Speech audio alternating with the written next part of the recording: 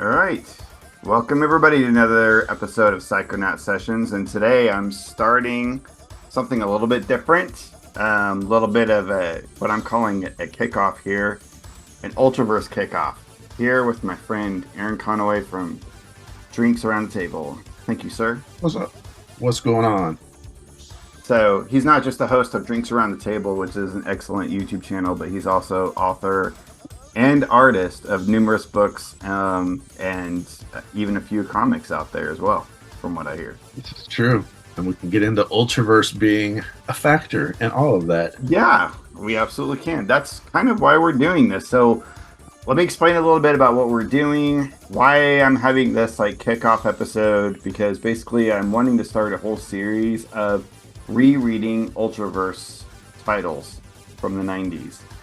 And the whole purpose of starting this, rather than just me going through them in my regular videos, I really wanted to be able to talk with someone about the books as I reread them, like I did back in the day, like when we would pick them up off of the comic book rack. You know, we talked about comics. I'm getting tired of just talking to, an empty camera about the comics that I'm rereading. Right. So I'm actually really excited about this, and I chose Aaron because, it's Aaron Conaway. If you can get Aaron Conaway on the horn, why wouldn't you?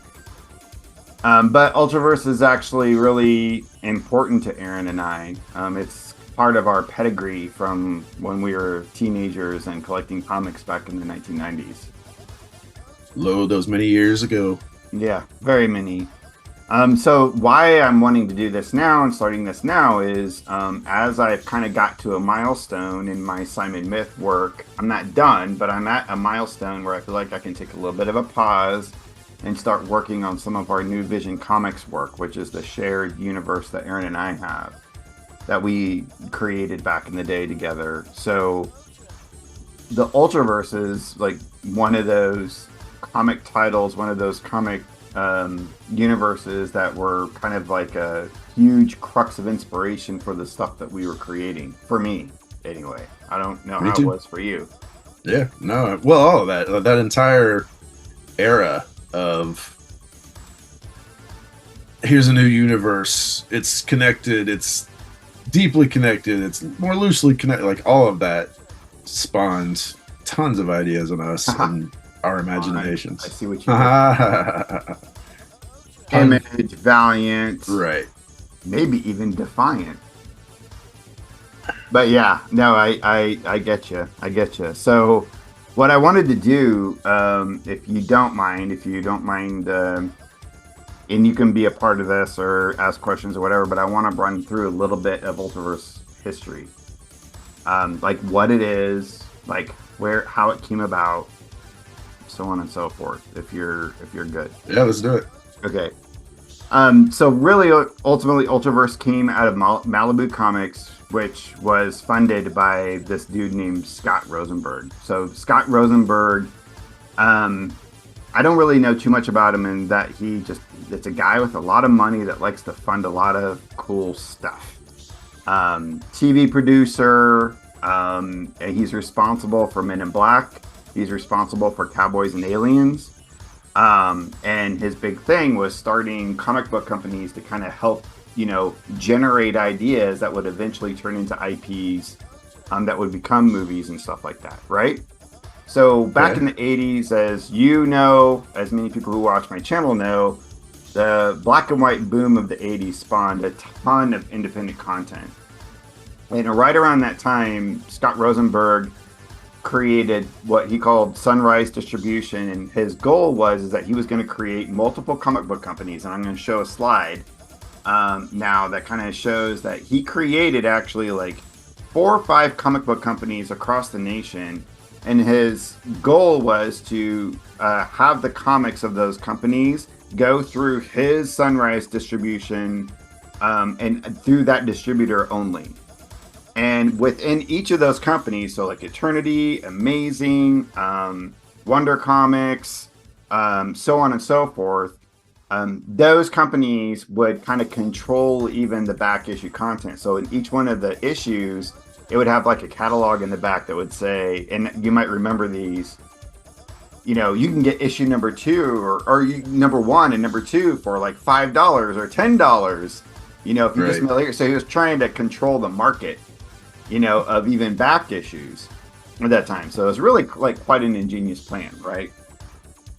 So Malibu was created to get control of the West Coast market because Eternity and Amazing were like in New York and West Virginia. And so he really wanted to like control that West Coast purview of things. And that's where he brought in Dave Olbrich and Tom Mason to really help start like creating a comic book company that would be viable. Another thing about this is the market value of comic books back then did statistically better if you had a number one issue from another company rather than just the same company pushing out another number one issue. So he had like 4 or 5 companies under his purview, and so every time you get another, so that would up the market value for him, right? Yeah.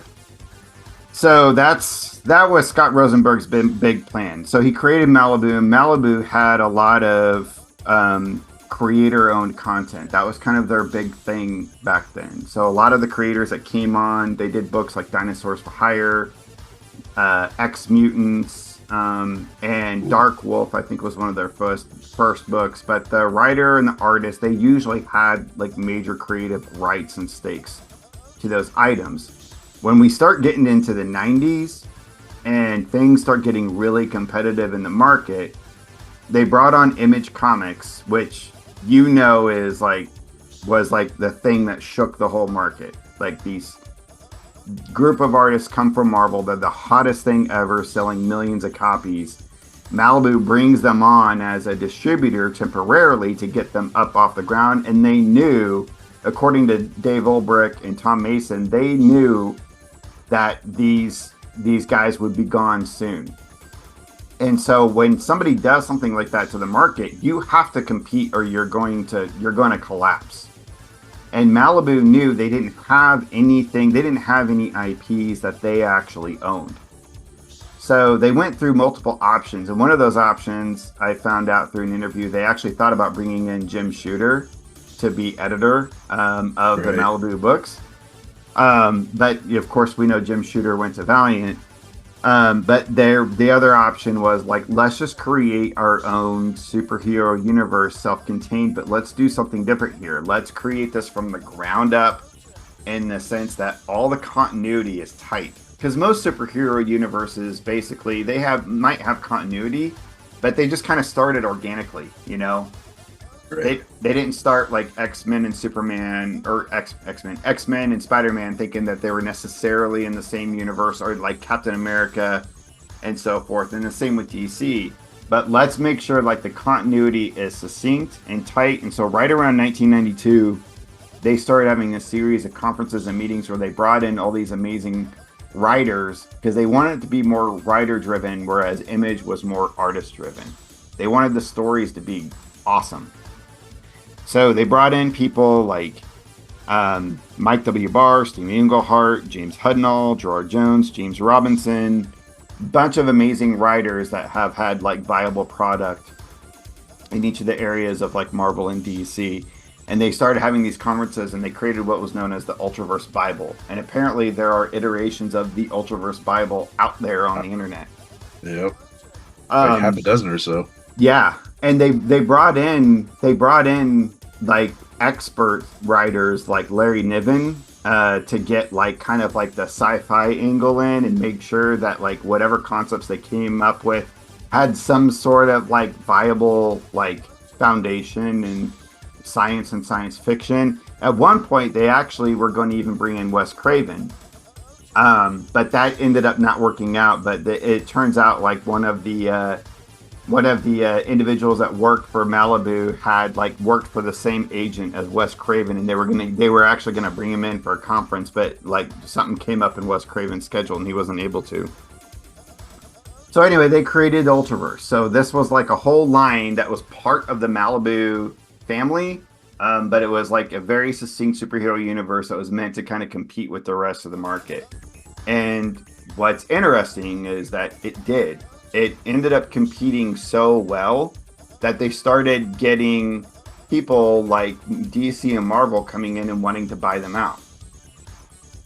So they eventually got bought out by Marvel, but DC actually had a contract on the table first and foremost, and and Malibu were actually very excited and working with DC on that because Paul Levitz from DC was actually going to give them a little bit of more creative freedom, and kind of provide a little bit more support and to see what they could actually do with the Ultraverse product, but just give them a little bit more standing being under Warner Brothers.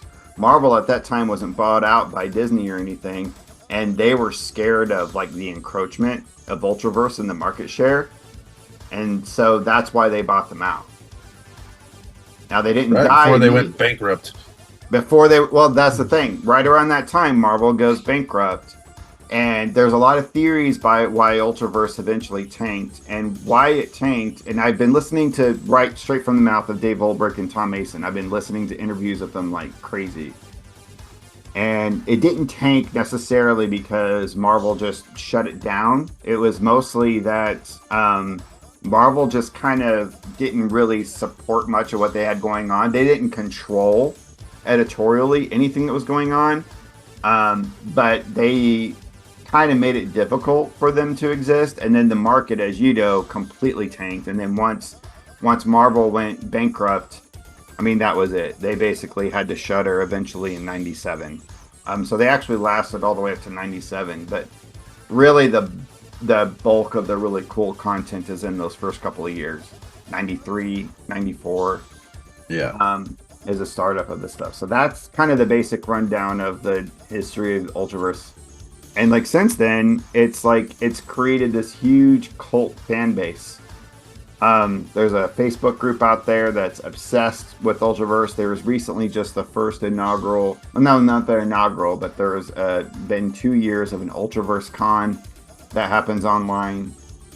And there was like many products that came out of it, including multiple TV shows, including one cartoon show, one adult show, a movie, straight to video, but still a movie, trading cards, toy lines.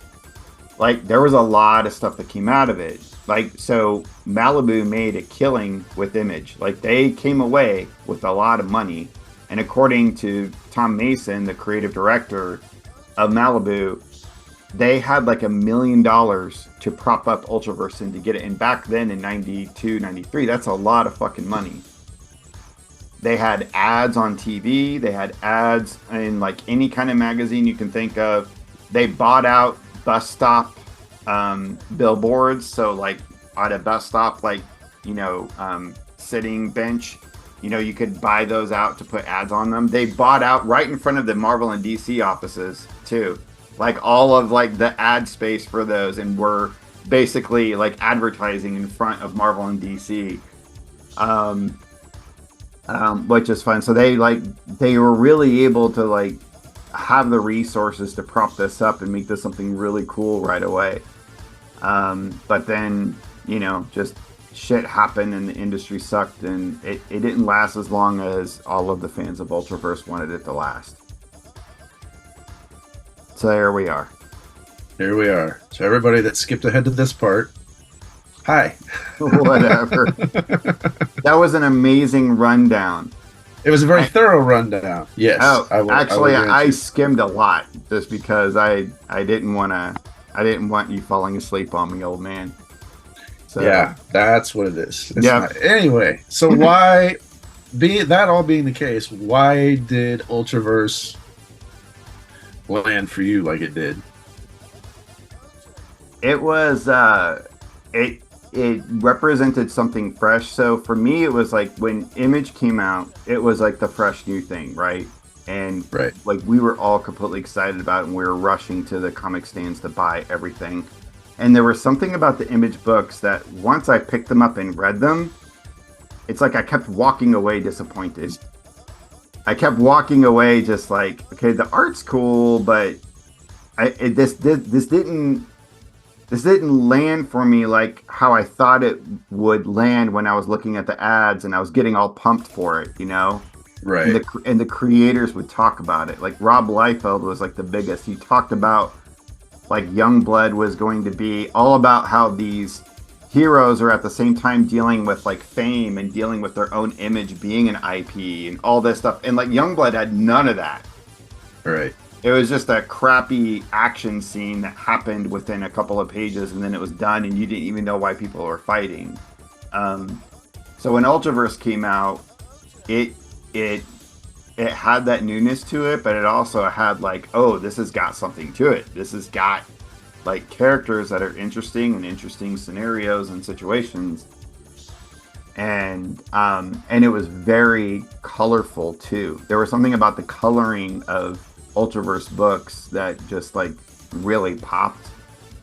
It's kind of like they got that computer coloring at the time was new, and I think they really got it down. They really found a way to deliver it in a way that it didn't look ugly or saturated, and it was vibrant, and it just seemed fresh. And I liked the cohesiveness because back then I think you and I and many comic geeks would always be like, well, that's not in continuity.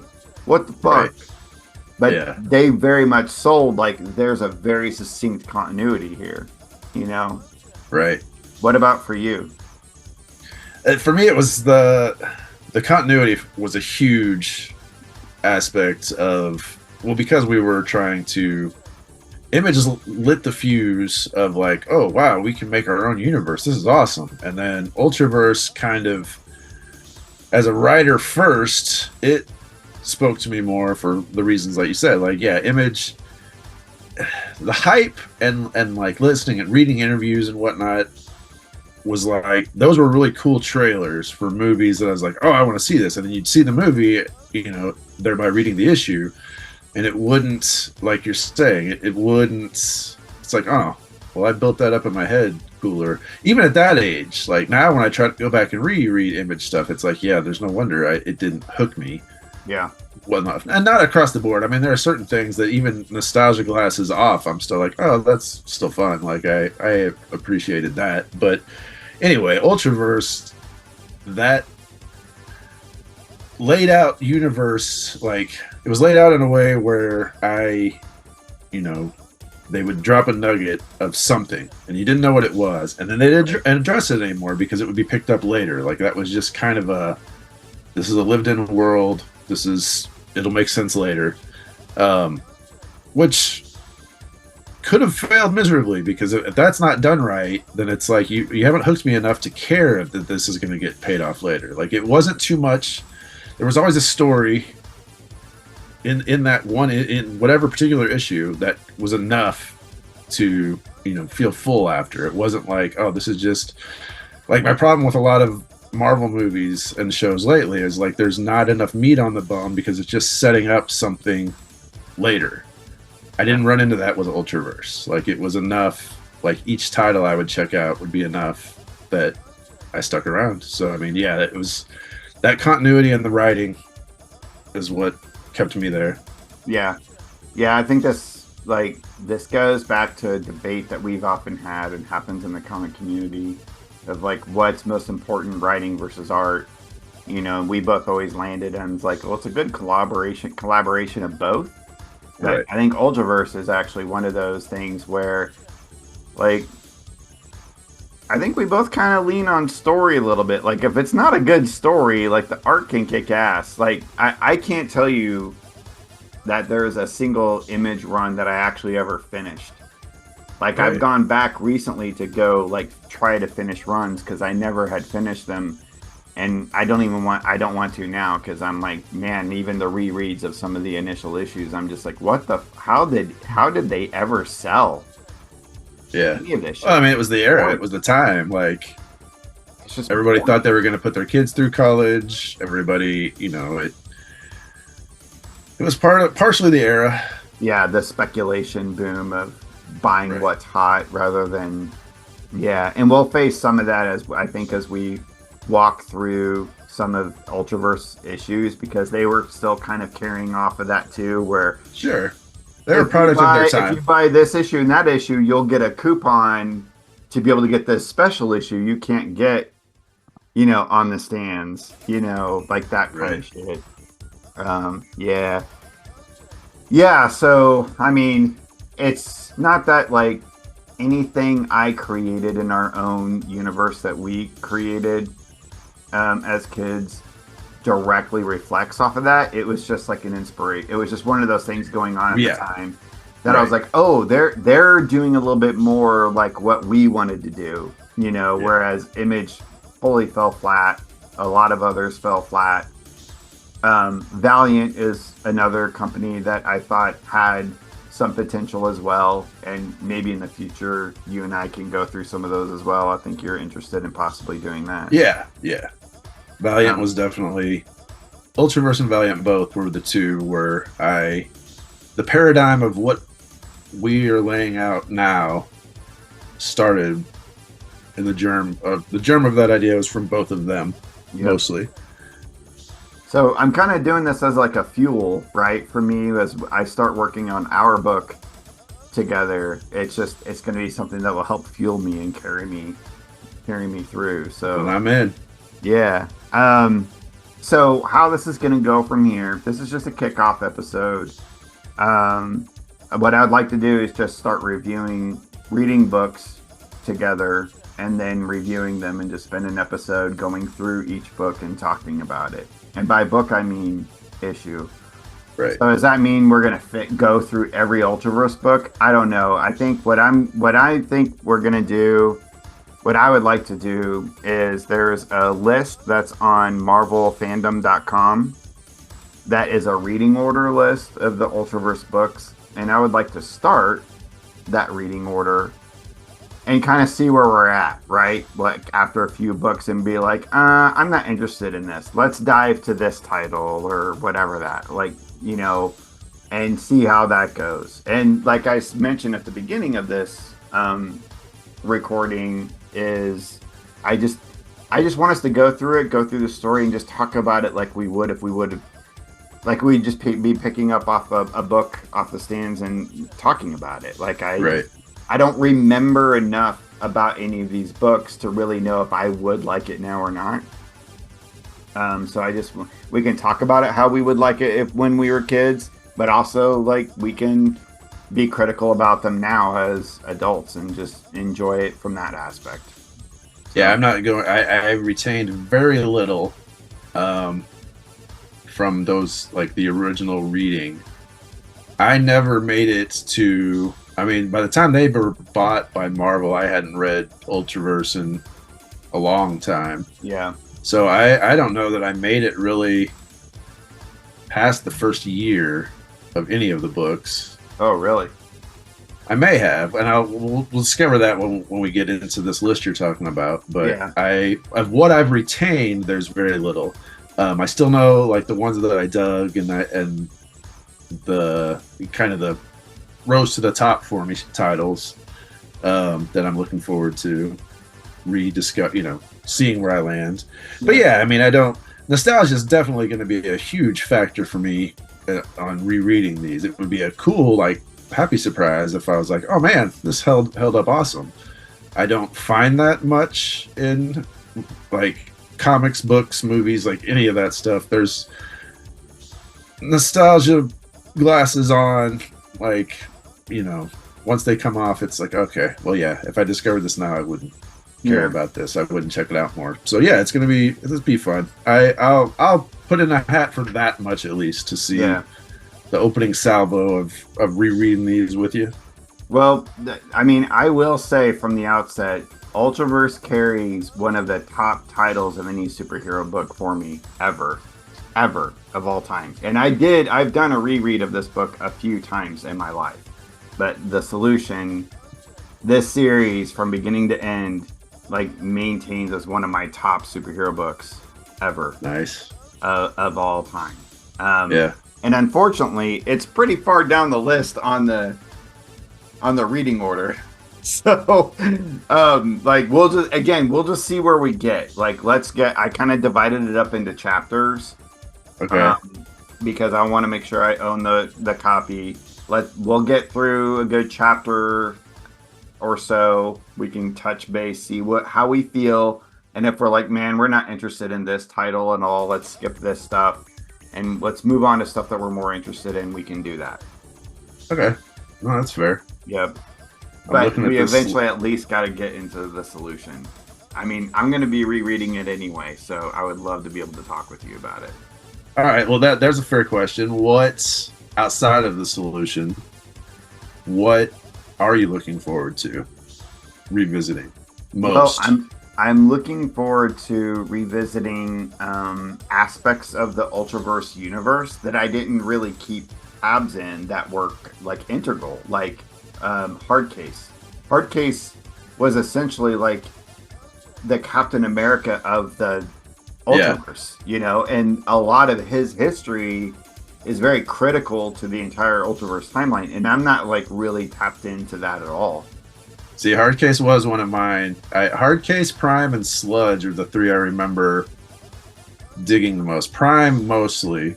Prime I loved. You know me, I was a big strong superhero types were the one that's my bread and butter. And plus it was a kid and like that whole dynamic. So I am looking forward to that. Checking that out again. I'm a little hesitant because I don't want to shit on those happy memories. But like I said, I'm hoping that like, no, you know what? It's still fun. I think some of them are going to hold up, dude. Like, I don't know about Prime, but I reread Sludge recently because I never actually read it. And about half a year or so ago, I picked them all up. And I fucking love it. I loved Sludge. Nice. Good. It is a good book. You know, I mean, not to say that there isn't 90s centric problems in it. Yeah, but that happens everywhere. Like that, even in rereads of Marvel, DC, Dark Horse. Like the era is, if it's too much a part of. I mean, I'm the biggest Hulk fan ever. Yeah, and Peter David's run is just chock full of 90s that dated things, and so it comes with the territory. That's fine. I won't be that big a deal, won't be that big a deal for me. More so, I don't want it to be like, oh God, my tastes were horrid when I was young. Like, I just want to keep the happy memories. What's other than the solution though? What was your big one back in the day? I don't remember. Prime was pretty good. I loved Mantra a lot. Okay. But the one that I think I was most consistent with, other than the solution, was Freaks. Oh right, I forgot about Freak. Yeah, that's gonna be the thing too. Turns out, wasn't a huge favorite in the Ultraverse community. If you go out into the Ultraverse fan community, that's one of the titles that's like, yeah. But I mean, I enjoyed it. Cool. All right. Well, this is gonna be fun. Oh, it's gonna be a blast. I literally cannot. I'm bursting with joy. So. It's been fun to kind of dive in. I do want to give a shout out to the Ultraverse Facebook fan community. I'm going to put a link in the description of this video, and the Ultra Monthly podcast. I got a lot of my info from that podcast on the history, and I've been absorbing anything David Ulbrich has been a part of, the publisher of Malibu. That guy has been involved in so much amazing comics history, but he's also just a fun guy. He's just so fun to hear talk and tell stories, and just love it. So shout outs to them in this. So. Yeah, his Geek View Tavern is a blast. Yep, I'll put a link to that in the description as well. Thanks for shouting that out. Okay, so cool. So we'll get started on this series, and so next time we meet up, we'll have read the first on this, which is Strangers, both 1 and 2. So I guess that's the reading order that, even though I don't think they came out publication-wise that way, they came out after, because I think Hardcase and Prime were first, but I think the reading order is all about, the sequentiality of the story, the chronological chronology roll out. Right. Storyline-wise, more so than publication chronology. That's cool. So we'll start off with Strangers 1 and 2, and then after that get into Hardcase. Sweet. At least we'll get to one of mine. I didn't mind Strangers. Actually, one of the things that has stuck through is an early joke that's a horridly stupid, punny joke, but it stuck with me from strangers. I don't remember if it was issue 1 or issue 2, but I'll find out. Okay, yeah, we'll have to dive in and find out what you're talking about. Cool. All All right. right, Well, thanks for jumping on, man, and I'll look forward to reading some comics with you. cool. Let's do the Take care. thing. All right, keep it psycho, folks. Till next time.